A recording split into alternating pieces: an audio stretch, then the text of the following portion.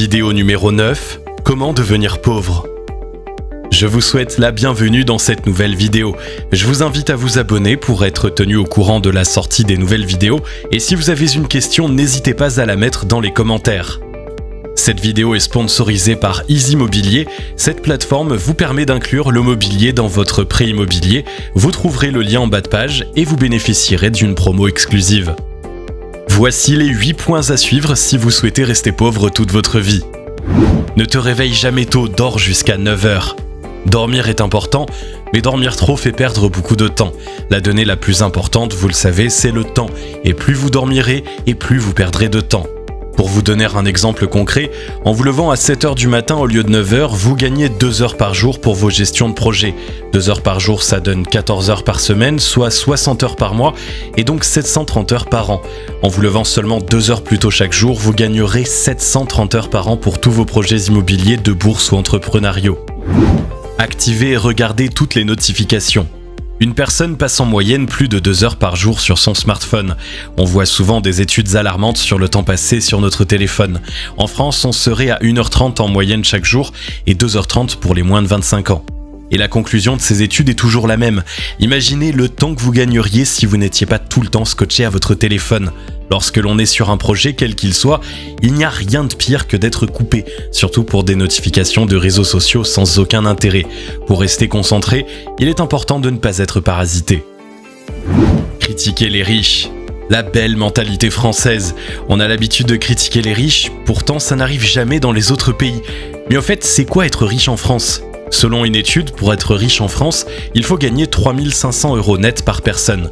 Depuis des années, l'extrême gauche gagne des voix et il est possible qu'un jour celle-ci passe au pouvoir au vu de la mentalité française. Malheureusement, nous devrions nous inspirer du modèle anglo-saxon. Quand en France nous critiquons les riches, dans les pays anglo-saxons on s'inspire de ceux qui ont réussi afin d'essayer de faire pareil. Et pourtant, nous sommes dans un pays totalement paradoxal puisque la défaite est interdite en France. Lorsque vous avez été gérant d'une entreprise faisant faillite, en liquidation, vous serez fiché par les banques. Il sera ensuite très dur de pouvoir créer une autre entreprise avec un prêt bancaire. Alors qu'en Angleterre, l'échec est bien vu, car ça prouve que vous avez essayé d'entreprendre et c'est bien ça le plus important. Ce sont deux mentalités différentes pour des pays très proches. Dans le même sens où en France, il faut absolument des diplômes pour réussir, alors qu'en Angleterre, on est embauché au mérite et non à la taille de ses diplômes. Vous l'aurez compris, vous devez avoir la mentalité anglo-saxonne, ne jamais jalouser quelqu'un, mais plutôt lui demander comment il a fait. Ne jamais mépriser un riche, mais plutôt devenir son ami. Ne pas ignorer quelqu'un qui a réussi, mais lui demander des conseils. Ayez cette mentalité de winner envers les riches et vous deviendrez riche. Achetez des tickets à gratter. Non seulement vous ne gagnerez jamais, car c'est bien connu, le seul gagnant c'est la Française des Jeux, mais en plus la banque n'apprécie pas. En effet, lorsque vous souhaitez vous lancer dans l'immobilier, vous verrez très vite qu'avoir des comptes bancaires propres et sexy est très important, et des dépenses pour des tickets à gratter ou pour le loto sont à proscrire. On entend toujours les belles histoires des gagnants, mais rarement celles des perdants qui sont pourtant des millions chaque année, alors gardez votre argent pour autre chose. Ne suivre aucune formation. Beaucoup pensent qu'il faut se lancer tête baissée, que ce soit dans un projet entrepreneurial ou dans un projet immobilier.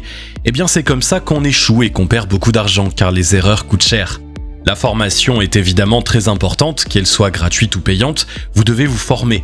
Aujourd'hui, en 2022, vous avez la chance d'avoir des milliers d'heures de formation gratuites en contenu vidéo sur YouTube ou en podcast, ce qui n'était pas le cas il y a encore quelques années. Alors prenez votre temps, 3 mois, 6 mois ou même 1 an, mais formez-vous avant de vous lancer. Retenez néanmoins que vous suiviez 1 ou 10 formations, de toute façon il vous restera encore beaucoup de questions et la seule solution pour y répondre, c'est à un moment de se lancer. Gardez uniquement son salaire comme unique source de revenus. Si vous voulez rester pauvre, restez salarié toute votre vie sans aucune autre source de revenus. Quel que soit le domaine où vous êtes, la diversification est la clé. Donc rester cantonné à un salaire toute votre vie est risqué. Être salarié est très important pour montrer aux banques que vous avez une stabilité financière. C'est grâce à cet emploi que vous pourrez investir plus facilement dans l'immobilier. Alors oui, soyez salarié, mais non, ne vous cantonnez pas à cette unique source de revenus. Regardez la télé plusieurs heures par jour. La première chose qu'il va falloir faire, c'est directement de couper tout ce qui va vous déranger durant tout le processus de recherche et d'achat d'un immeuble de rapport.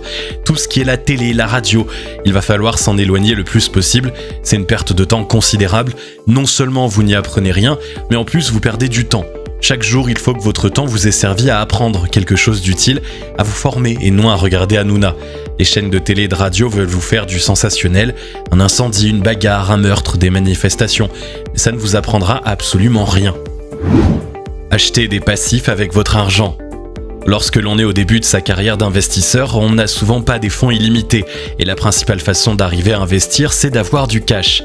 En effet, on peut avoir du 110% une fois ou deux fois, mais à un moment, il va falloir aligner le cash devant la banque pour lui faire plaisir, souvent au moins 10% d'apport.